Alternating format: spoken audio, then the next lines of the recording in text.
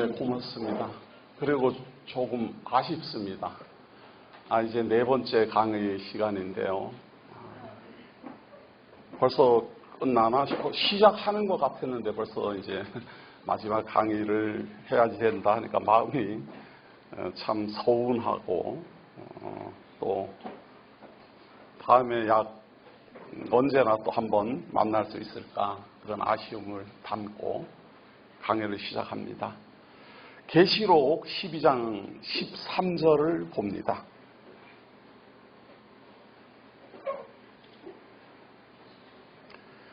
계시록 12장 13절입니다. 용이 자기가 땅으로 내쫓긴 것을 보고 남자를 낳은 여자를 박해하는지라. 그 여자가 큰 독수리의 두 날개를 받아 광야 자기 곳으로 날아가 거기서 그 뱀의 낫을 피하여 한 때와 두 때와 반 때를 양육받음에 여자의 뒤에서 뱀이 그 입으로 물을 강같이 토하여 여자를 물에 떠내려가게 하려 하되 땅이 여자를 도와 그 입을 벌려 용의 입에서 토한 강물을 살피니 용이 여자에게 분노하여 돌아가서 그 여자의 남은 자손 곧 하나님의 계명을 지키며 예수의 증거를 가진 자들과 더불어 싸우려고 바다 모래 위에 서 있더라. 요한계시록 12장 13절 내용을 봉독해 드렸습니다. 오늘 2019년 여름 사경의 주제는 예수는 그리스도라 하심입니다. 그래서 첫 번째 시간은 예수라는 사람이 그리스도라는 걸 증거하기 위하여 하나님이 언약하신 여자의 후손을 소개해 드린 바가 있습니다. 그 다음에 하나님께서 약속하신 대로 시온에 세우는 예루살렘의 왕, 하나님이 세우시는 예루살렘에 세워지는 왕, 그로 말미암아 모든 땅의 소유가 그분의 것이 될 것이고 그분이 철장 권세로 말미암아 세상을 통치하게 될 것이라는 증거의 내용을 소개해 드린 바가 있습니다. 바로 그분이 그리스도라는 뜻이거든요. 여자의 후손이 그리스도요. 시온에 세워지는 왕이 그리스도요. 메시아라 그 말입니다. 그런데 그분이 바로 여자의 후손, 남자가 없이 다윗의 자손이지만 남자가 없이 출생한, 성령의 감동으로 출생한 예수라. 이것이 어떻게 전파될 것인가? 광야에서 전파되고 길거리에서 전파되고 모든 사람이 들을 수 있도록 전파된다. 이것이 현실입니다. 남자의 후손을 예언하는 것은 과거였고 시온에 세워지는 왕이 출현하는 것도 과거였다면 이제 우리들의 현실이 다가온 것은 그렇게 출현한 메시아가 예수라는 걸 증거하는 현실이 초대교회로부터 시작되었습니다. 그래서 사도를 비롯한 초대교회는 성전에 있으나 집에 있으나 날마다 예수는 그리스도라 전하기를 쉬지 않았습니다. 그것이 지금까지 이어지고 있습니다. 오늘 이제 마지막 시간, 예수를 그리스도라 증거하는 미래에 대한 소망입니다. 미래에 대한 예언입니다. 그런데 요한계시록을 제가 지금 읽으니까 요한계시록은 누구나 어떻게 생각하는가 하면 지금부터 미래라고 생각을 합니다. 저는 그렇게 보지 않고 요한계시록이 2000년 전에 기록이 되었기 때문에 지금 우리의 입장에서 봤을 때는 2000년 전 과거예요. 기록을 지금 했다면 지금부터 미래겠지만 요한계시록은 2000년 전에 기록이 되었기 때문에 우리 시점에서는 벌써 과거에 기록이 되어 있는, 예언이 되어 있는, 그러니까 그 예언대로 지금 진행되고 있다. 그런 이야기입니다. 그리고 우리를 지나서 장차 이루어질 것이다. 이렇게 요한계시록을 봐야 됩니다. 이런 걸 시제라 그러거든요. 지금 한국 기독교에서 성경을 보는 관점 중에 가장 참 이해할 수가 없고 보통 사람들도 누구나 조금만 생각해보면 알 수 있는 시제에 대한 생각이 전혀 없어요. 이게 지금 과거에 이루어진 건지 진행하는 건지 미래에 올 건지 이런 걸 구분을 못하고 책을 읽는 사람이 누가 있습니까? 소설책을 읽어도 다 그렇게 읽지. 지금 태백산맥을 잃으면서 장차 앞으로 일어날 일이라고 읽는 사람이 누가 있어요?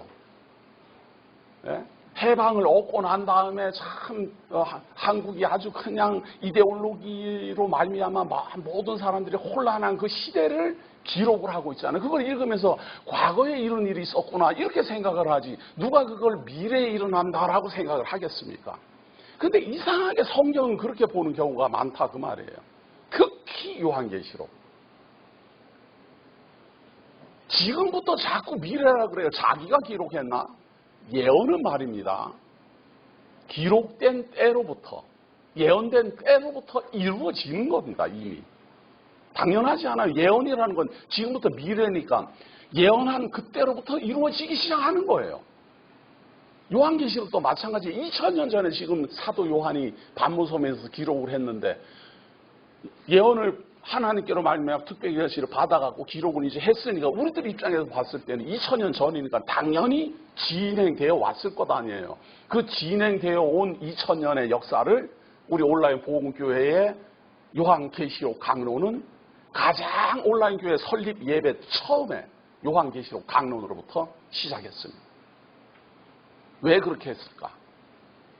복음은 말이에요. 제가 아까 아침에도 밥을 먹으면서 말씀드린 것처럼 서울대학교 들어갈 능력도 없고 자격도 없어요. 아무 생각 없이 살았어요. 그런데 어느 날 서울대학생이라는 합격증이 딱 온 거예요. 뭐 수능 시험 치고 준비도 안 했는데 그냥 너 서울대학생이라는 거예요. 그러고 그래서 진짜 내가 서울대학생인가를 확인해 가는 게 성도 생활이에요. 내가 하나님 택한 백성이라는 거예요. 하나님 나라의 시민이요 권속이라는 거예요. 이미 창세전에 그리스도 안에서 하나님의 아들로 예정됐다라는 거예요. 이런 소식을 받고 확인하는 거예요. 확인하려니 과거는 어땠을까? 현재는 어떠할까? 미래는 어떠할까? 이렇게 살펴보는 것이 너무도 당연하지 않아요? 그걸 밝혀주는 것이 성경인데. 그래서 지금 제가 주제는 예수는 그리스도라 이렇게 전했지만 벌써 창세기 3장에서 여자의 후손이 예언되어 있는 내용, 그리스도가 오기도 전에 1000년 전에 시온에 세워질 왕이 출현할 것을 예언한 내용, 그 다음에 900년 전에 잠언을 통해 갖고 복음이 그냥 길거리에서 광야에서 막 전해질 것이라는 예언, 그리고 지금부터 2000년 전에 초대교회 사도들을 비롯해서 날마다 예수는 그리스도라고 전했던 현실, 그리고 이제 마지막 요한계시를 통해서 최종적으로 어떻게 결론이 날 것인가, 이것을 증거하는 겁니다. 이 짧은 4시간의 강의를 통해서 우리는 과거, 현재, 미래를 간결하게 살펴보게 될 것입니다. 저는 그렇게 똑똑한 사람이 못 되어가지고 어렸을 때에 일어났던 그 일들을 나중에 써먹으려고 기억을 잘했어요. 그때는 안 똑똑했는데 지금 뒤돌아보니까 그게 뭐가 뭔지도 모르고 멍했는데 그걸 기억을 지금 하고 있는 거예요. 이런 걸 저장 능력이라 그럽니다. 어제도 말씀드린 우리 집이 응달숙사에서 있었어요. 방이 2칸이에요. 아랫방, 윗방. 우리 형제들은 밑방에서 주로 잤는데, 자고 있는데 새벽인데, 한참 지금 잠을 자고 있는데 새벽인데, 이 아랫방에서 어머님, 아버님이 주무시는데, 어머님 목소리가 막 들리는 거예요. 이 세창이 엄마가 막 무릎을 꿇고 울면서 말해요. 울면서 막 우리 자녀들을 위하여서 기도를 하고 아버님을 위하여서 기도를 하는 거예요. 그런데 그 기도의 내용이 제가 자세히는 기억을 못 하는데 막 나무라는 거예요. 네 남편도 그렇게 신앙생활 해갖고는 구원에 이를 수 없다. 이러고 뭐라고 방언으로 막 하고 또 그러고 너네 아이들도 지금 그렇게 정신 차려가지고는 지옥불에 들어가지 천국에 갈 줄 아느냐 이렇게 방언하고 기도하고 방언하고 어제 온유님 기도한 지 반 울음 섞인 소리로 계속 아버님이 듣다가 못 듣겠는지 시끄러! 이러면서 물을 팍 닫고 나가거든요. 그게 제가 신앙, 그러니까 종교라는 걸 처음으로 경험한 기억이에요. 그때까지는 아무 생각도 없었어요. 어리기도 하고 뭐 놀기나 바쁘고 맨날 총싸움하고 뭐 이렇게 산에 놀러 다녔지. 뭐 종교 생활이라든지 기도라든지 뭐 이런 거를 전혀 뭐 이해도 못하고. 그런데 내 사랑하는 어머님이 어딘가 부흥회에 가가지고 은혜를 많이 받고 오신 거예요. 그래갖고 새벽에 와가지고 우리 가족들을 위하여 기도를 하는데 위하여 기도를 하는지 저주를 하는지 분간도 못하겠더라고요. 막 방언하고 또 그걸 또 한국말로 막 말하고 뭔지는 난 모르겠지만 하여튼 막 나무라는 거예요. 그렇게 해갖고는 그거 이제 안 된다는 거예요. 네 남편은 교만해갖고 뭐 어떻고 뭐 그렇게 신앙생활하는 게 그게 뭐 진실한 줄 아느냐 뭐 이렇게 막 하니까 아버님이 열받아가지고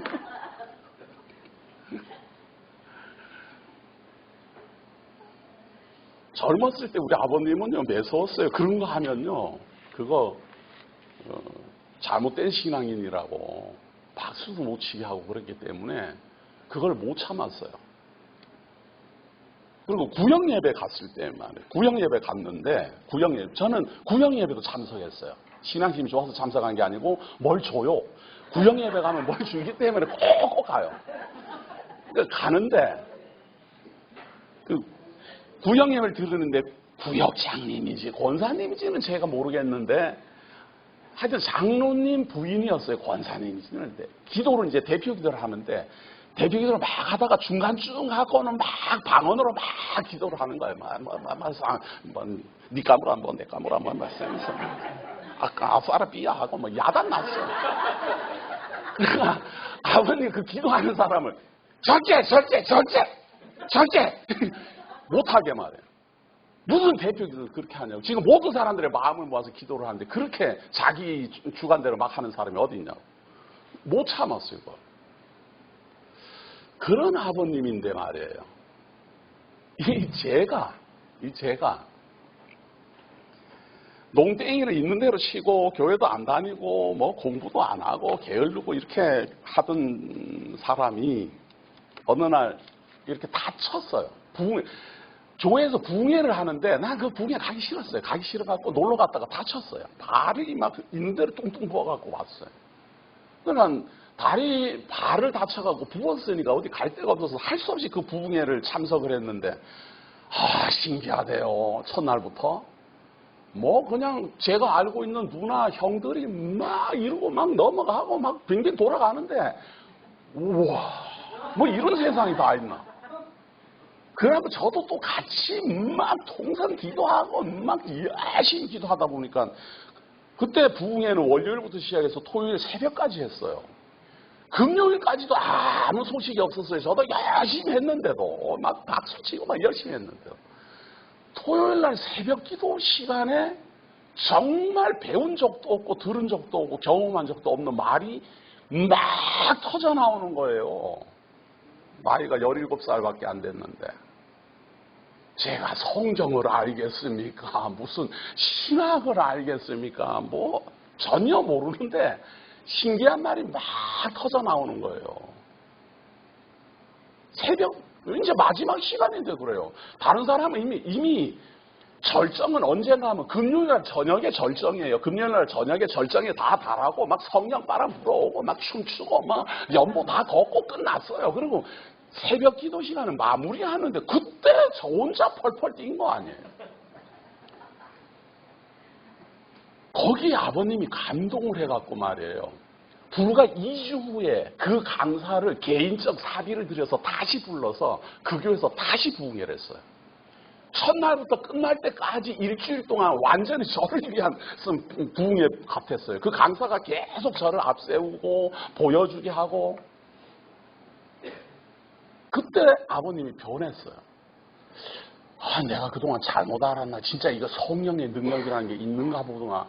저 바보 같은 저놈이 저렇게 막 방언을 하고 저거 막 그 은사가 막 하고 어느 정도로 제가 신기했는가 하면 우리 집 가정예배를 드렸어요. 아주 가정예배 아주 저는 지긋지긋했어요. 우리 아버님 가정예배 드리면 1시간씩 드려요. 설교를. 새벽에 졸리는 거 깨워갖고는 야 예배 드린다 이러고 1시간씩 드려요. 저 이 유전을 안 물려주려고 우리 집에서 가정예배를 잘 안 드리니까 그걸로 우리 집사람이 서운해요. 우리는 명절이나 이렇게 특별한 날에만 드리고 매일 안 드려요. 저는 제 기억 속에 1시간씩 막 그냥 막 아이고 막 어릴 때 1시간씩 그 예배 무릎 꿇고 들어봐요. 근데 그 은사를 받고 나서부터는 아버님이 저한테 묻는 거예요. 느닷없이 미리 말 안 하고. 창아, 몇 장을 볼까? 그러면 제가 기도를 하면서 마태복음 25장 25절. 딱 그러면 아버님이 딱 찾아. 우와! 와! 전 사실은 성경 제목도 잘 몰랐어요. 성경 제목도 노래로만 알았어요. 창세기, 출애굽기 이렇게 알았지 성경을 제대로 잘 펼쳐본 적도 없어요. 이사야서가 어디 붙었는 줄도 몰랐어요, 저는. 근데 예배 드릴 때마다 아침 예배 드릴 때마다 아버님 저한테 물어봐요. 생전 저 본 적도 없는데 예레미야서 2장 8절 이러면은 우와! 제가 그런 사람이에요.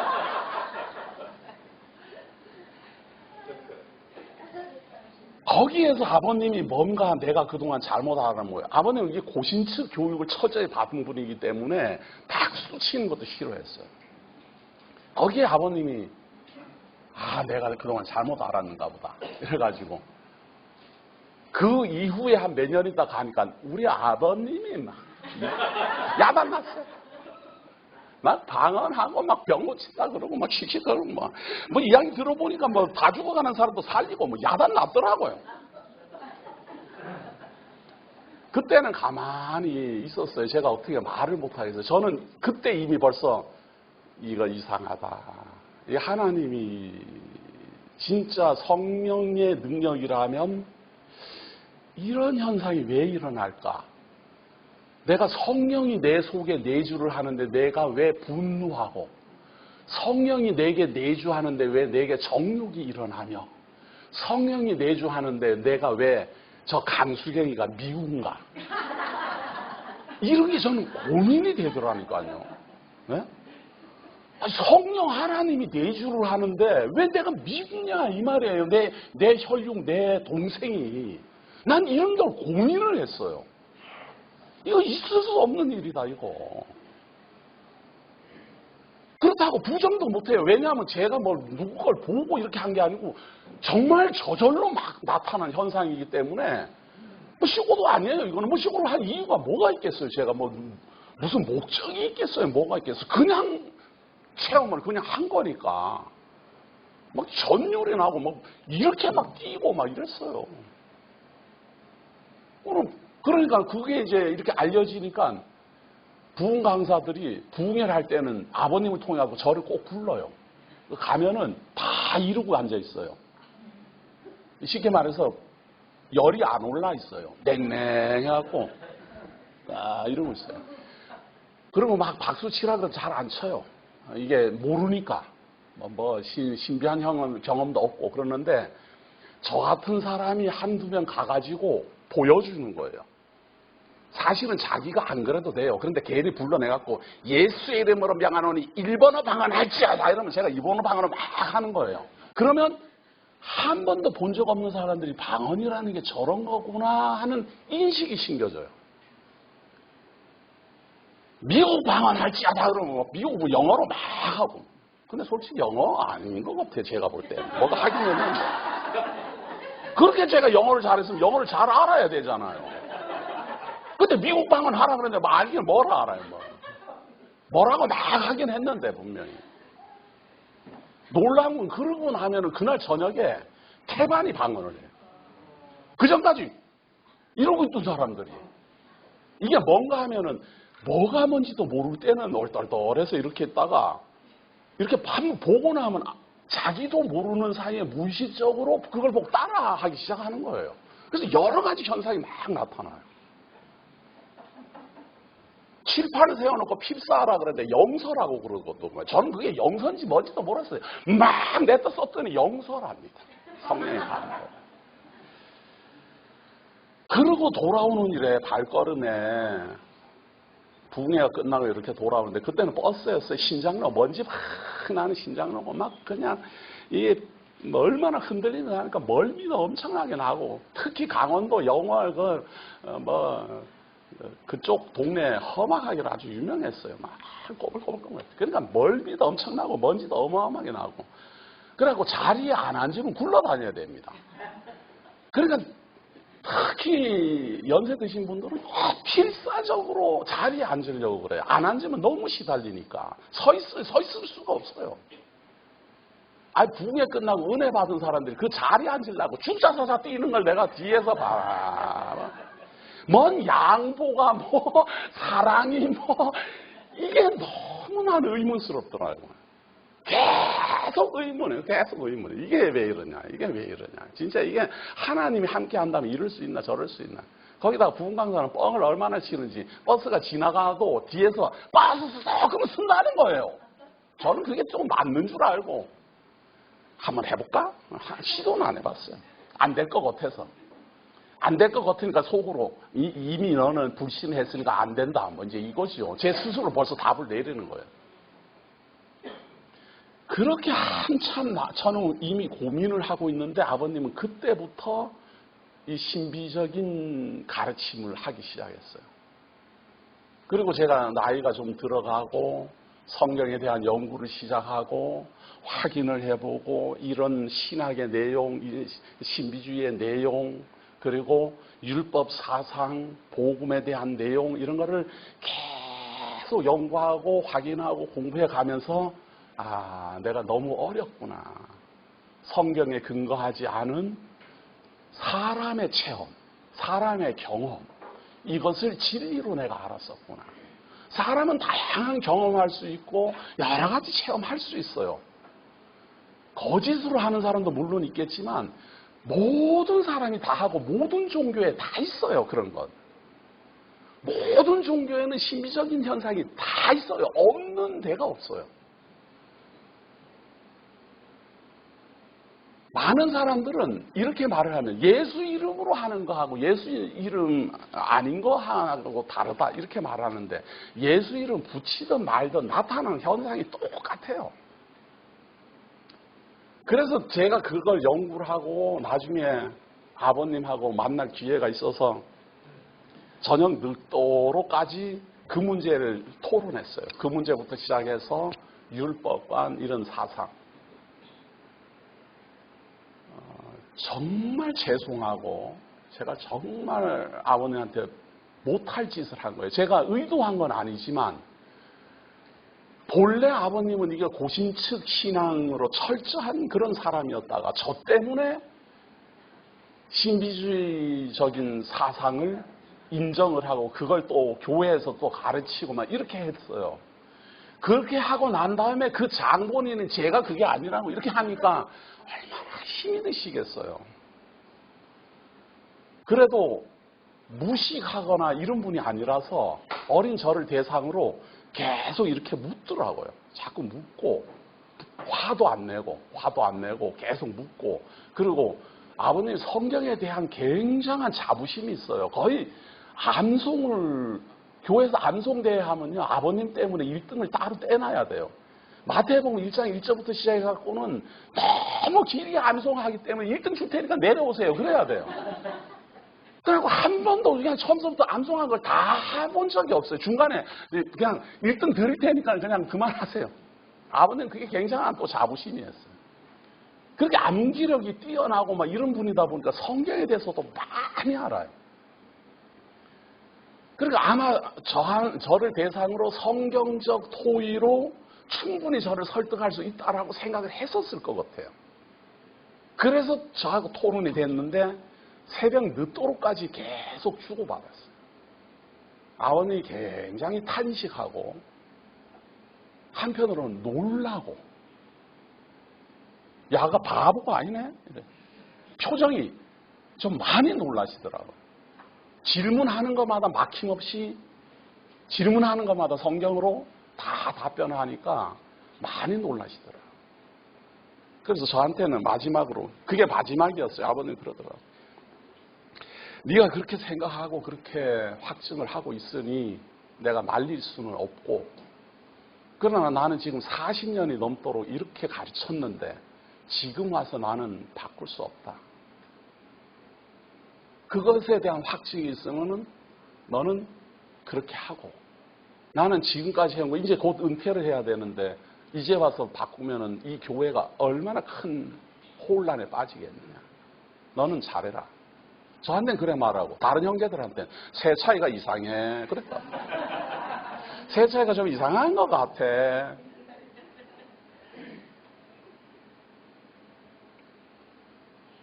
이것이 우리 기독교가 이 땅에 들어온 이래 이 대한민국에 일어나는 전통적 기독교 집안에서 어디서나 경험하고 있는 사례입니다. 이게 우리 집 일만 아니에요. 지금은 많은 사람들이 그런 과정을 다 거쳤거든요. 율법에 매여 있다가 신비주의를 거쳤다가 지금은 또 현대 문명, 인터넷 문명, 오락 이런 걸로 많은 아이들이 휩쓸려 갑니다.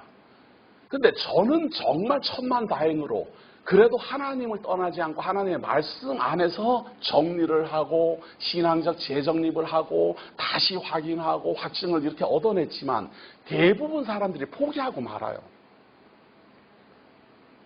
아이고 뭐 점쟁이들 하는 거나 교회 가서 목사가 하는 거나 다 똑같네. 무당 하는 거나 목사들 하는 거나 다 똑같네. 다 그러고 그냥 포기를 하고 말아요.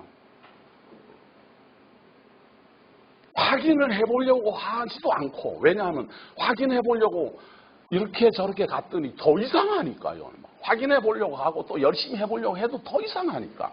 그래가지고 지금 현대 대부분의 성도들은요, 누가 무슨 말을 해도 잘 안 믿어요.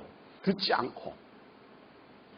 우리 온라인 복음교회에서 전파되고 있는 하나님의 말씀도 우리는 아무런 제한 없이 유튜브에다가 다 공개하거든요. 그런데 듣는 분들이 다 조심을 해요. 이거 이러다가 나중에 또 뒤통수 치는 거 아니야. 이거 이러다가 말이 확 바뀌는 거 아니야. 이놈은 왜 이렇게 마구 막 뿌리지? 뭔가 속셈이 있는 것 아니야. 이래가지고 구독하는 사람이 1200명은 넘는데 우리 카페에 들어오는 사람이 250명밖에 안 돼요. 일단 카페에 들어오는 것도 어려워하는 거예요. 내가 괜히 발 들여놨다가 잘못하면 이단한테 사이비한테 얻어 걸리는 거 아니야? 이거 뭐 말은 그럴 듯한데 내가 참 할 말은 없기는 하지만 그래도 뭐 이름도 없는데 지가 그렇게 성경을 잘 알면은 뭐 교회도 부흥이 되고 사람도 많이 따를 텐데 봤더니 뭐 사람이냐고 몇 명 되지도 않고 뭐 이렇게 생각하고 계속 살펴만 보는 사람이 많아요. 저는 그것도 감사한 것은 그래도 비난은 안 해요. 비난을 막 하면 제가 얼마나 힘들겠어요. 비난을 안 하고 계속 살펴보는 거예요. 계속 살펴보고 어느 정도 이제 확증이 늘면 카페에 와서 인사하고, 인사하는 정도만 돼도 대단한 분이에요. 인사도 안 해요. 어떤 분들은 그냥 딱 한번 올려놓고 어딘가 해서 살펴봐요. 인사 안 하고 초대교회 성도가 돼 있으면요, 거의 반이 안 보입니다. 글 이런 게 많은 부분이 안 보여요. 일단 인사를 하고 등록을 해야만 보여요. 그런데 이 제도는 왜 두었는가 하면 이단들도 많이 오거든요. 이단도 많이 오고 사이비가 많이 와서 최소한 그래도 자기가 자기를 밝히는 정도는 돼야 될 것 아니에요.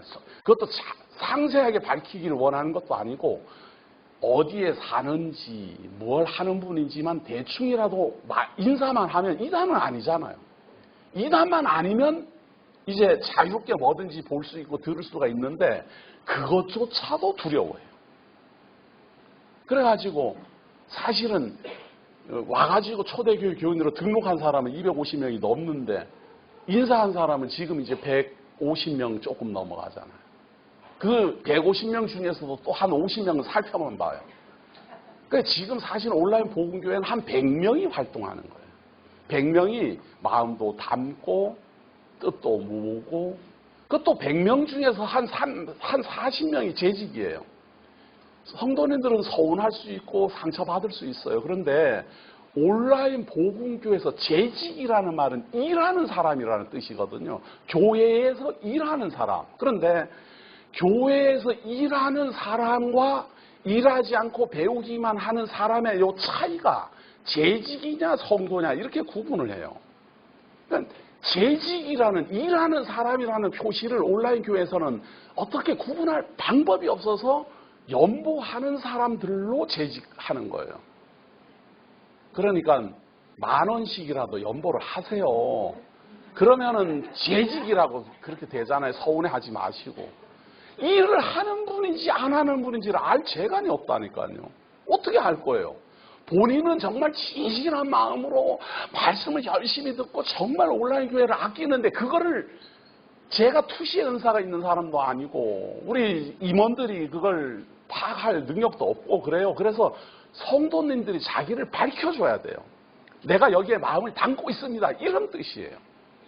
그래서 사실은 재직 한 40명이 이 교회 전체 운영을 도맡고 그 중에서 5명, 6명의 임원들이 서로 의논을 나누고 이번 달에는 연봉 얼마 들어왔는가 그리고 지출은 얼마가 됐는가 이것도 말이에요. 제가 오프라인 교회에서 매달 원래를 하니까 정말 제가 피곤해서 못 견디겠어요.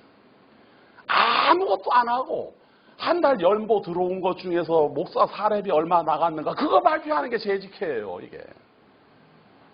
성도님들은 그게 뭐 투명해서 좋은지는 전 모르겠지만 그걸 그렇게 매달 해갖고 저를 그렇게 부끄러움을 줘야 되는가. 근데 그 일을 하는 분들은 저를 부끄러움을 주려는 게 아니고 우리 교회 형편의 일을 하니까 연보 좀 하십시오. 그걸 알려야 된다는 뜻으로 하는 건 제가 알아요. 그런데 매달 똑같아요. 하여튼 저한테 말씀 배우는 분들은 정말 신기할 정도로 똑같아요. 딱 정해진 대로 그것만 딱 해요. 갑자기 복권 당첨돼도 그것만 해요. 뭐 복권 되는 분도 없지만 그래도 일반 교회는 뭐 많이 내기도 했다 적게 내기도 했다 이러는데 그냥 딱 정해진 것만 이렇게 내니까 일하는 분들이 이제 힘이 든 거예요. 그것도 내가 볼 때는 연보하는 그 능력에 대해서는 우리 성도님들이 투시의 은사가 있는 것 같아요. 요렇게 내면 모자라지는 않는다. 남지도 않다. 어쩌면 그렇게 잘 알고 다 거기다 맞추는지 반상회를 하는지 서로 연락을 하는지 전혀 여유가 없이 17년을 오는 거예요. 17년을.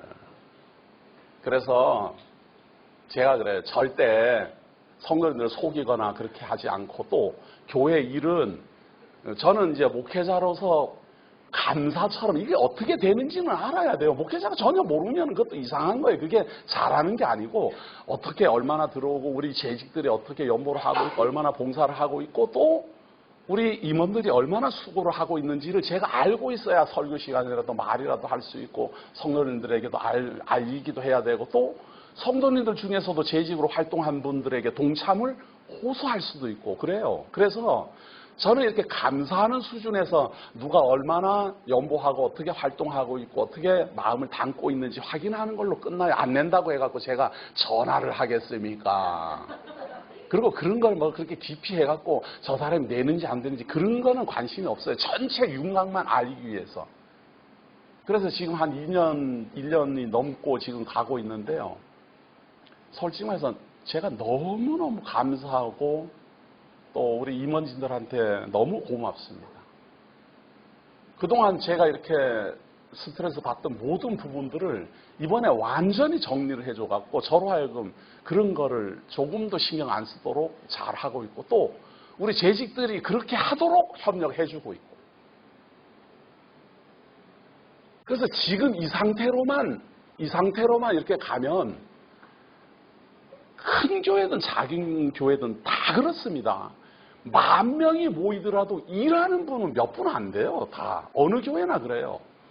10,000명이 되더라도 거기 전체를 주도하고 일하는 분은 그냥 몇 명이서 다 하는 거예요. 그리고 다른 분들은 함께 동참해주고 협력해주고 그렇게 해서 갑니다. 우리 온라인 복음교회도 지금 그러한 기틀은 다 마련이 되어 있고 지금이라도 동참하고 협력하고자 하는 분들은 언제든지 동참할 수 있는 길은 다 열려 있습니다. 열려 있고 이 작은 소수에 의해서 앞으로 얼마나 광범위하게 퍼질지는 저도 모릅니다. 안 퍼지더라도 지금 당장 우리 눈에 안 보이더라도 제가 어제도 말씀드린 것처럼 큰 역사의 흐름 속에 우리가 지금 첫걸음을 내딛고 가고 있습니다. 이것은 우리 성도님들이 오히려 모르고 외부 사람들이 주시하고 있습니다. 이 놀라운 교회가 과연 어떤 방향으로 어떻게 진행되어 갈 것인가. 처음에는 반신반의한 분들은 특히 어제 와서 우리의 모습을 본 분들은 많이 놀랐어요. 많이 놀랐어요. 그러니까 어떻게 되는 거에 대해서 놀란 게 아니라 자기네들의 그 생각보다도 훨씬 지금 이게 분위기가 업돼 있는 거예요. 우리는 그냥 하는 분위기인데 자기네들이 볼 때는 우리가 확 살아나 있는 분위기인 거예요.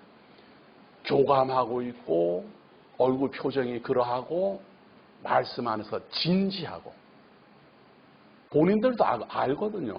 하나님의 말씀 영상으로 1시간 듣는 게 얼마나 힘든지. 그런데 보통 7, 8시간씩 듣고 그것도 매일 듣고 카페에서 매일 만나고 대한민국 교회에서 우리 온라인 복음교회처럼 성도들이 매일 만나는 교회에 있으면 나와보라 그래요. 우리는 시도 때도 없어요. 새벽에 가도 있고 그냥 아침에 가도 있고 밤에 가도 있고 항상 있어요. 그리고 언제든지 들어갈 수 있고 언제든지 나올 수 있고. 그래도 들어누워서는 듣지 마세요. 제가 다 보고 있어요.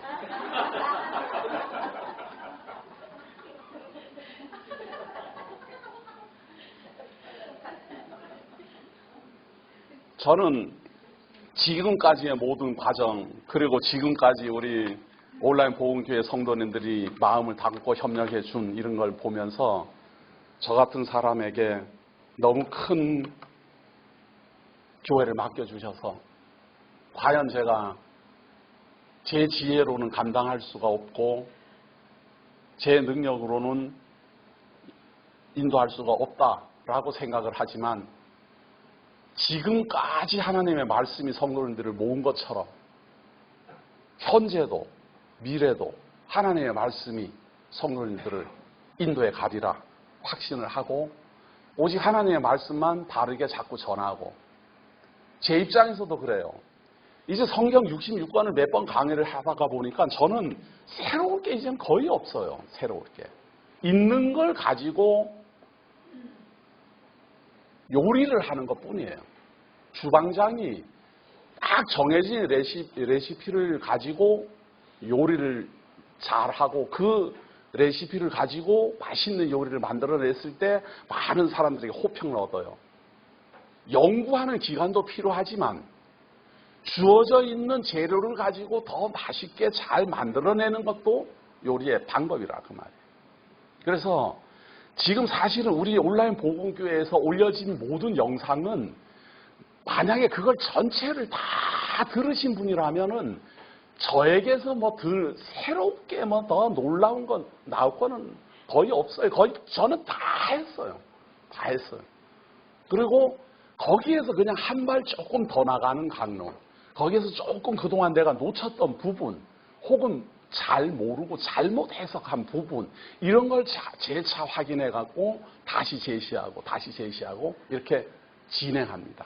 그래서 벌써 온라인 복음교회에 들어왔고 온라인 복음교회에 오기도 전에 벌써 오래전부터 저를 아는 분들은 이제는 저와 같은 동력자로서 이 온라인 복음교회를 이끌고 가는 주력 부대라고 생각을 하셔야 돼요. 이제 막 들어온 초신자처럼 뭐 질문하려고 그러고 목사님 만나고 요번에 이거 물어봐야지. 이건 아마 모르는 것 같은데 뭐 이런 거 하면 안 되는 거예요, 지금. 그런 거 하면 안 되고 오히려 이제는 목사님 여기까지 왔으니까 앞으로는 무엇을 이제 해줬으면 좋겠다 이런 거 아이디어를 내주고 막 앞으로 어떤 방법으로 이렇게 사경에도 막 인도에 갔으면 좋겠다 이런 구상을 막 하고 이렇게 해줘야지 되지. 지금 와가지고는 목사님 그 율법이 뭐 그러면 우리 이분은 아직 안 되겠네. 20강은 듣고 와야 되겠네. 그리고 지금 이 사경에 참석하는 분들도 사실은 그 수준은 다 벌써 넘은 거예요. 솔직히 말해 2박 3일 있는 동안 저한테 질문 아무도 안 하더구만. 그리고 지금 이 사경에 참석하는 분들도 사실은 그 수준은 다 벌써 넘은 거예요. 솔직히 말해 2박 3일 있는 동안 저한테 질문 아무도 안 하더구만. 근데 눈이 말해요. 당신이 알고 있는 거 나도 알아요. 눈빛이 당신이 알고 있는 거 나도 알아요. 당신이 믿는 예수 나도 믿어요. 당신이 경외하는 하나님 나도 경외해요. 근데 저한테만 그런 줄 알았더니 서로 그러더만. 서로. 예? 이게 교회입니다. 이걸 제 능력으로 제 지혜로 만들겠습니까? 이걸 어떻게 구상을 하겠습니까? 2000년 전에 우리 이 땅에 여자의 후손으로 이 지금 요한계시록의 지금 12장을 제가 읽어드린 내용을 요한계시록 강의를 들으신 분들은 다 알아요. 여자가 한 아들을 낳아요. 철장 권세를 가진 아들을.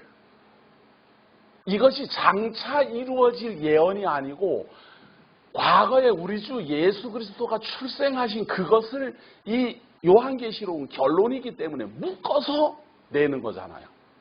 이게 무슨 말인가 하면 창세기에서 예언했던 여자의 후손이 예루살렘에 세우실 것이라는 다윗의 자손이 잠언을 통해 갖고 온 만방의 길거리에서 마구 전해질 것이라는 성령의 감동으로 하나님의 말씀이 보이고 하나님의 말씀이 들릴 거야 할 것이라는 그 예언이 초대교회 때도 이루어졌고 초대교회 때 벌써 예수 그리스도가 출생하였고 그분이 철장 권세를 가지고 이 땅에 임하였습니다라는 선언이라 그 말이에요. 그분이 출생할 때 헤롯을 비롯해서 출생하면은 예수를 죽이려고 막 하니까 애굽으로 막 피신 가잖아요. 그래서 애굽에서 피신 가서 헤롯이 죽은 다음에 돌아오잖아요. 그 내용을 설명하는 내용에 있는 거예요. 앞으로 이런 일이 일어난다는 게 아니고. 그랬더니 이단 교주들은 이 구절을 읽고 장차 아기가 태어났는데 뭐 철장 권세를 가지고 온다 그러니까 그분이 누구냐 문선명이다. 이런 황당한 일이 어디가 있어요. 지금 사도 요한은 앞으로 올 자를 말하는 게 아니고 과거에 예언한 철장 권세를 가진 남자가 여자의 후손으로 출생했습니다. 이렇게 딱 결론을 맺고 있는데.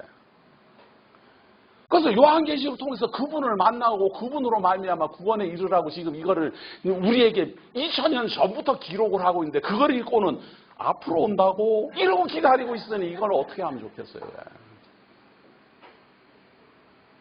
이 답답한 제 심정을 이해를 하시겠습니까? 예?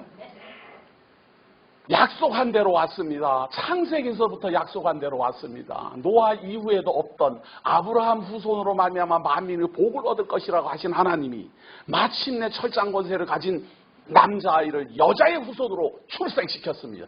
이거는 역사적 사실이고 성경의 증거고 이걸 부정하는 사람은 아무도 없어요. 처녀의 몸에서 예수 그리스도가 출생하였다는 걸 부정하는 사람은 기독교인이 아니라도 그건 다 인정해요. 믿지는 않더라도 기독교에서는 그런다면서 뭐 처녀의 몸에서 예수가 태어났다는데 그건 말도 안 되는 소리. 지가 볼 때는 말도 안 되지. 우리는 이미 다 그렇게 알려질 것이다. 미리 예언되어 있다는 걸 다 알고 있어요. 그런데 그들은 왜 말도 안 되는 소리를 하니까? 하나님이 영을 안 부어주었으니까. 말했잖아요. 하나님이 영을 부어주어서 하나님의 말씀이 보이고 들리게 한다라고 그랬는데 우리는 보이고 들리는데 그분들은 왜 안 보이고 안 들릴까? 영이 안 부어줬으니까. 더 쉽게 말해서 중생에서 거듭나지 않았으니까. 신령과 진정으로 예배 드릴 때 이 신령과 진정으로 할 때 신령이라는 말은 중생하여 이 말이에요. 영으로 중생한 성령으로 그리고 진리에 근거하여 그거를 신령과 진정으로 예배한다 그거예요. 그렇기 때문에 하나님의 말씀이 믿어지지 않고 그것이 확인이 안 되고 그것에 대한 비웃음이 나오면 사실은 예배 드리면 안 돼요. 그 예배 뭐 알아들어 힘들게. 뭔 말인지도 못 알아들으면서. 예배는 중생하여 거듭난 사람이 진리가 보이고 들려서 그거에 근거해서 감격하는 마음으로 하나님 앞에 감사하고 찬송하고 간구하는 겁니다.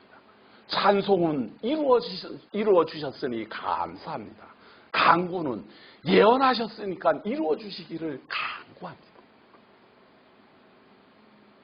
이것이 예배의 큰 주빅이에요. 그런데 이루어진 것은 어떻게 이루어졌으며 장차 이루어질 것은 어떻게 이루어지겠습니까?를 설명하는 게 강론이에요. 그래서 예배는 찬송과 강론과 간구 세 가지예요. 우리는 날마다 그걸 하면서 그 예배의 중요성이 어떠한지를 생각도 없이 해요. 생각 없이 예배 드리는 걸 의식적 예배라 그래요. 시간이 됐으니까 묵담으로 예배합니다.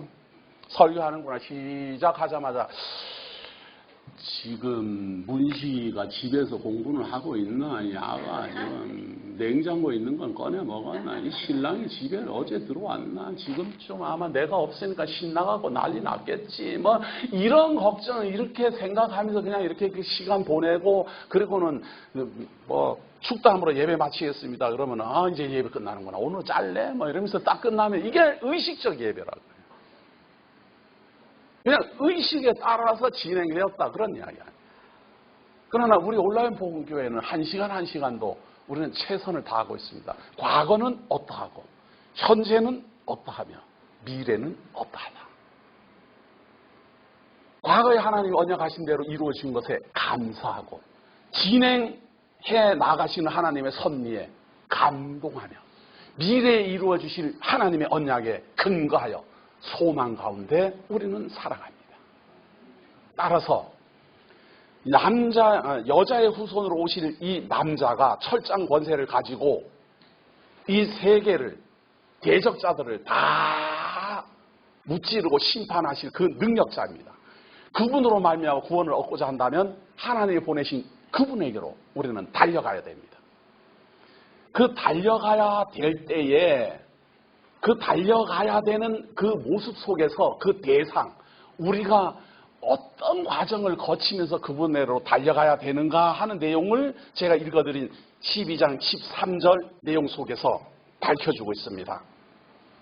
용이 자기가 땅으로 내쫓긴 것을 보고 남자를 낳은 여자를 박해하는지라. 사단이 그렇게 한다 그 말이죠. 여자가 낳은 남자인데 이 여자는 다윗의 12지파의 대표입니다. 표현상 마리아가 아니고요. 마리아의 몸을 위해서 태어난 것은 맞지만 이스라엘이라는 민족이 남자를 낳은 거예요. 그 이스라엘 민족의 대표예요. 그 대표로서 이 남자를 낳았고 그 여자가 큰 독수리의 두 날개를 받아 광야 자기 곳으로 날아가 거기서 그 뱀의 낯을 피하여 한 때와 두 때와 반 때를 양육받음에 이집트로 피난을 가가지고 한 때와 두 때 반 때의 시간을 거치고 다시 돌아오게 됩니다. 여자의 뒤에서 뱀이 그 입으로 물을 강같이 토하여 여자를 물에 떠내려가게 하려 하되 땅이 여자를 도와 그 입을 벌려 용의 입에서 토한 강물을 삼키니 헤롯이 끝까지 추적해갖고 2살 아래 어린아이들은 다 죽이려고 애를 썼으나 예수 그리스도는 애굽으로 피난함으로 말미암아 살아납니다. 그러니까 얼마나 잔인한 왕권입니까? 동방 박사들이 왔을 때를 기준으로 해가지고 지금쯤 유대의 왕이 태어나는 시기가 됐으니까 2살 아래의 모든 아이들은 다 죽여라 이렇게 명령을 내렸는데 그 전에 천사가 요셉에게 나타나서 빨리 애굽으로 피신하게 합니다. 그 내용을 지금 이런 걸 뭐라 그런가 하면 상징적 표현법이라 그래요. 일어난 사실을 사건은 그대로 기록하는 게 아니고 상징적인 표현법을 사용하여서 설명하고 있다. 그런 이야기. 그래서 마태복음 잘 이해하고 있는 분들은 이게 그대로 똑같이 읽혀져야 돼요. 땅이 여자를 도와 그 입을 벌려 용의 입에서 토한 강물을 삼키니 용이 여자에게 분노하여 돌아가서 그 여자의 남은 자손 곧 하나님의 계명을 지키며 예수의 증거를 가진 자들과 더불어 싸우려고 바다 모래 위에 섰더라. 이때로부터 시작해서 예수 그리스도가 출현해 가지고 지상 사역을 하고 지상 사역을 마치고 지금 어디서 나는 소리예요? 예?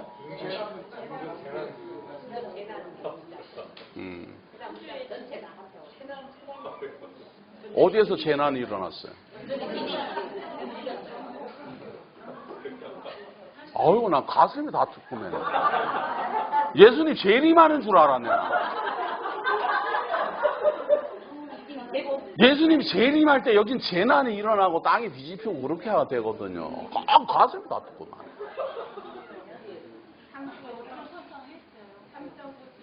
한번 생각해보세요. 제가 지금 이렇게 설교하고 예수 그리스도 증거하고 있을 때 우리 주 예수 그리스도가 재림을 하시면 얼마나 제가 감사하고 그렇지 않아요? 기왕 올라면 그죠? 이런 거 이렇게 다 하고 있을 때 재림을 해야 되지. 네. 한참 막 버스에서 막 옆에 사람하고 싸우고 있을 때 재림하면 창피해갖고 어떻게 올라가지도 못하고 한참 막 화내고 있을 때 재림하시면 곤란하잖아요. 다시 한번 확인해봐요. 재림했나?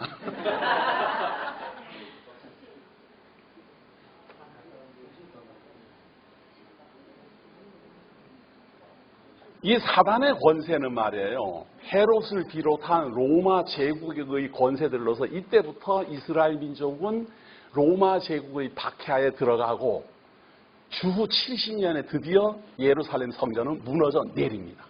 그 전에 예수 그리스도는 십자가에 달려 죽으시고 무덤에 장사되고 부활하여 승천합니다. 그것에 대한 상징적 표현법이다. 이게 뭔 비유다, 장차 앞으로 일어날 것에 대한 비밀스러운 내용이다 이 말이 아니고 지금 이런 거예요. 창세기는 하나님의 말씀의 서론이고 계시록은 성경 전체의 결론이고 그렇습니다. 그래서 창세기는 이제 시작을 해갖고 하나님이 알파와 오메가 되시는 분이 시작을 했다라는 걸 설명을 하고 계시록은 이렇게 끝난다 이렇게 결론을 맺잖아요.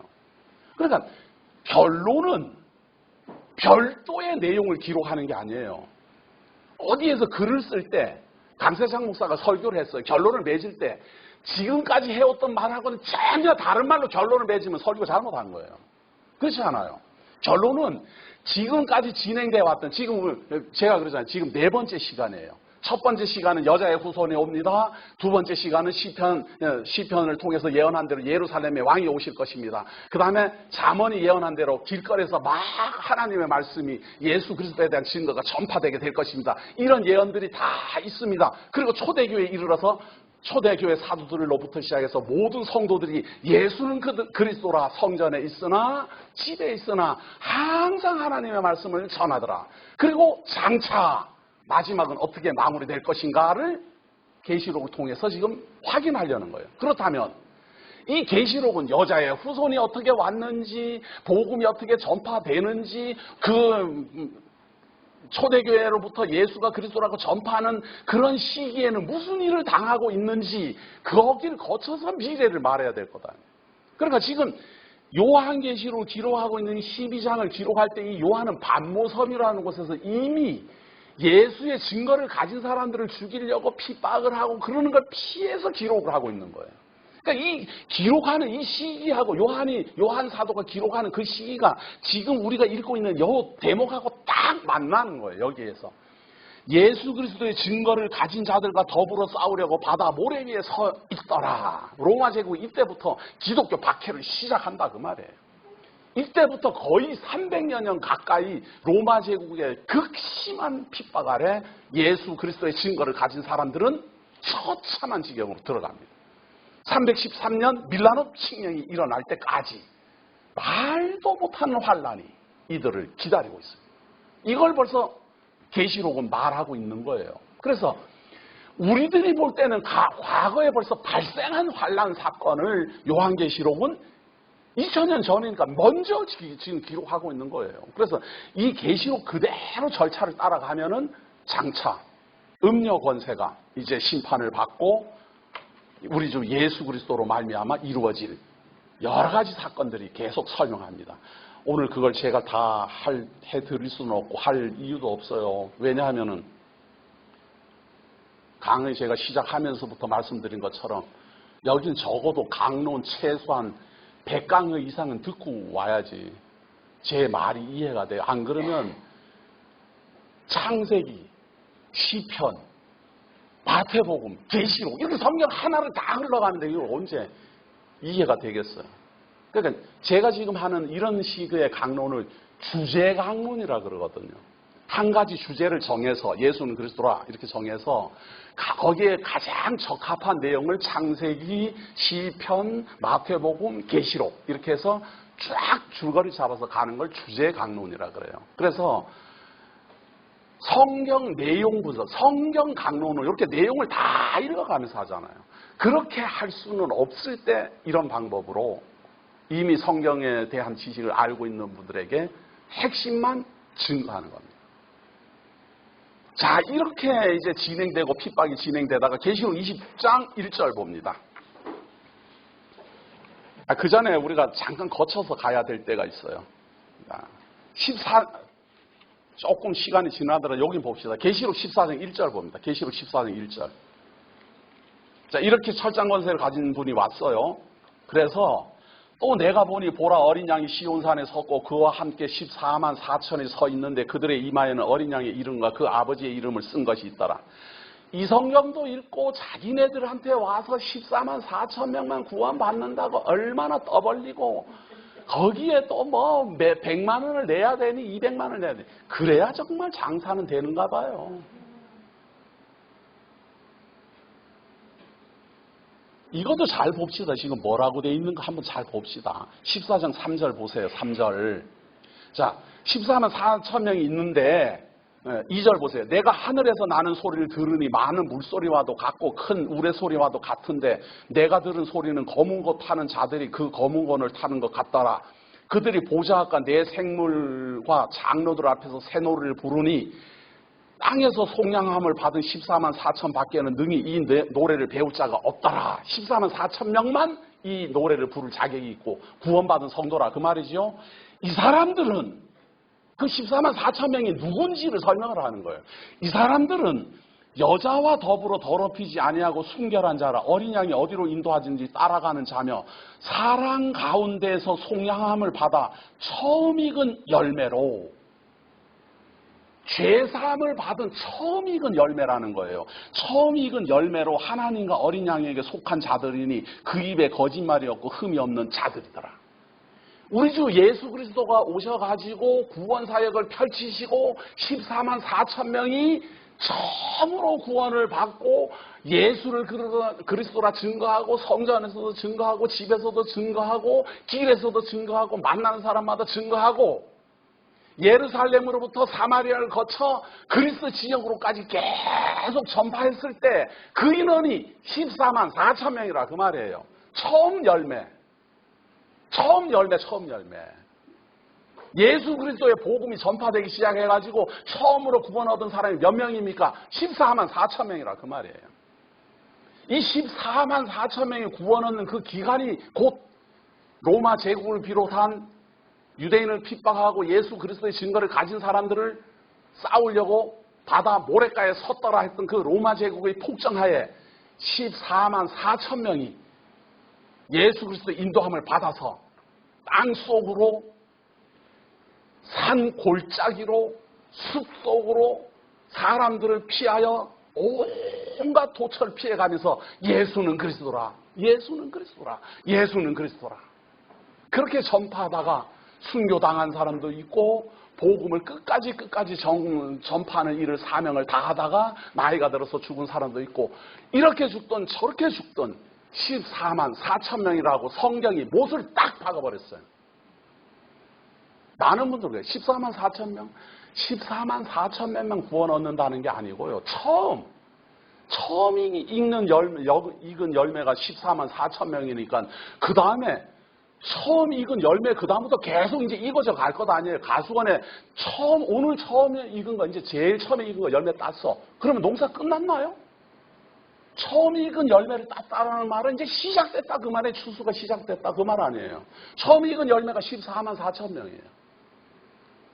그 다음에 계속 익어가는 열매를 계속 딸 거예요. 몇 명은 그건 더 딸까?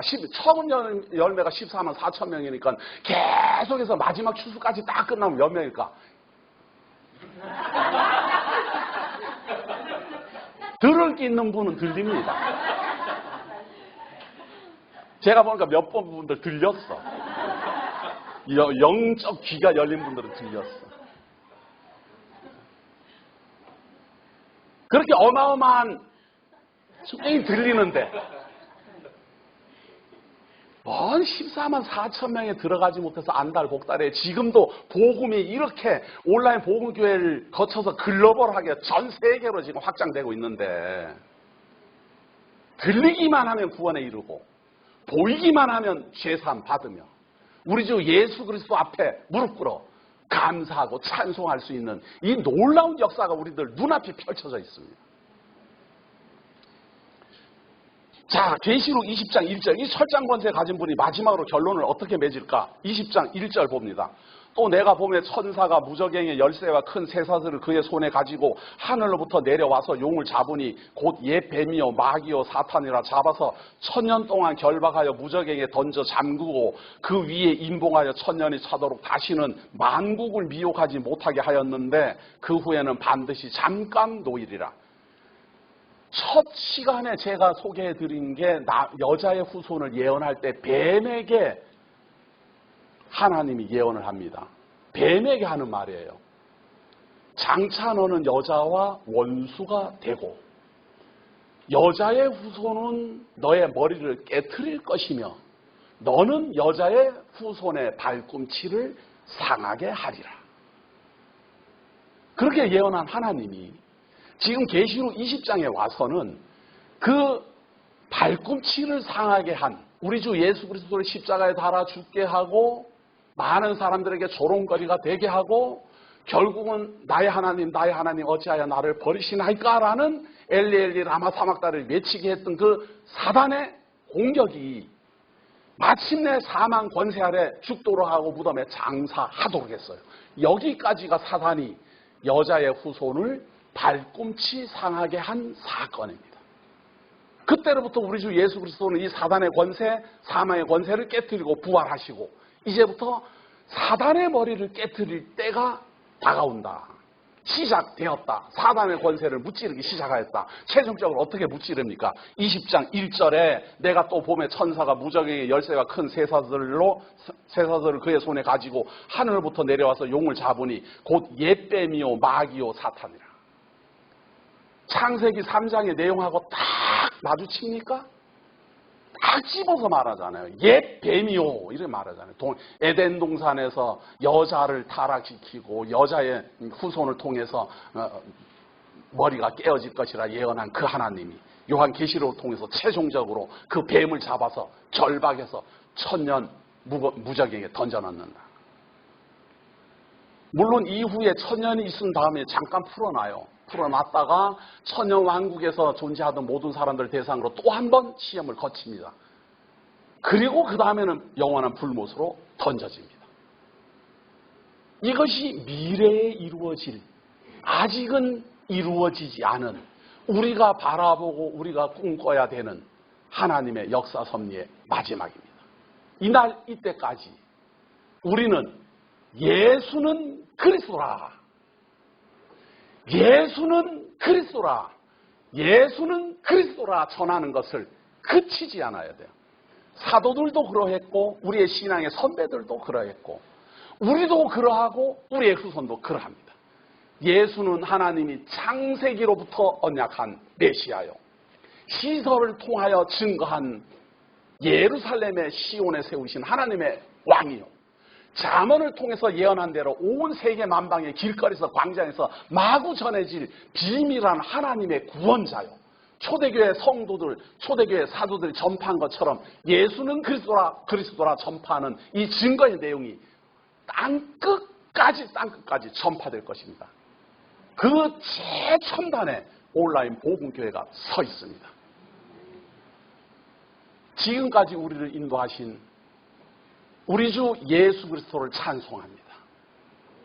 지금까지 우리를 인도하시고 축복하시고 이 믿음 안에 굳건하게 서도록 인도하신 하나님을 경외합니다. 오늘도 우리는 다 같이 한마음 한뜻으로 예수는 그리스도라 외칩니다. 이 외침에 동참하는 성도 되시기를 예수의 이름으로 기원합니다. 기도하시겠습니다. 하나님께서 우리를 사랑하셔서 지금까지 인도하여 주시고 놀라우신 하나님의 복음을 따라 성도 한 분 한 분이 거듭나 하나님의 성도라 하나님 나라의 시민이요 권속이라 고백하게 하시고 우리 주 예수 그리스도만 왕중왕이요 우리의 메시아요 우리의 모든 죄를 속량하시고 장차 오셔서 우리를 하나님의 영원한 나라로 인도하실 그리스도라 고백합니다. 우리 온라인 복음교회가 이 중요한 일을 맡아 전 세계를 대상으로 이 현대 문명을 최대한 이용하여 오고 오는 세대마다 쉬지 않고 전파하고 전승하고자 힘을 모으고 협력을 다합니다. 하나님이여, 이제 헤어지면 어디에서 무엇을 하는지 어떻게 사는지 우리는 알지 못하지만 예수를 그리스도로 머리로 하여서 찬송하고 하나님을 경외하는 마음으로 신령과 진정으로 예배할 때는 다 같이 모이고 다 같이 감동을 하며 다 같이 기뻐합니다. 비록 우리는 이렇게 잠깐 사이에 만났다 헤어지지만 그동안 나누고 싶었던 아쉬움, 그동안 나누고 싶었던 기쁨, 찬송 함께 다 나누고 사랑하며 기뻐하며 함께 부둥켜 안고 웃다가 이제는 헤어지고자 합니다. 하나님, 어디에 있든지 어느 장소에 있든지 예수는 그리스도라 전하는 지혜로운 성도 되게 하시고 예수는 그리스도라 전하는 주의 군사 되게 하시고 예수는 그리스도라 전하는 지혜로운 하나님 나라의 시민 되게 하셔서 우리 주 예수 그리스도 앞에 서는 그날 함께 기뻐하고 함께 감사하는 마음으로 손을 맞잡고 하나님 앞에 찬송하도록 인도하여 주옵소서. 오늘도 우리와 함께 하심을 감사드리오며 예수님 이름으로 기도드립니다.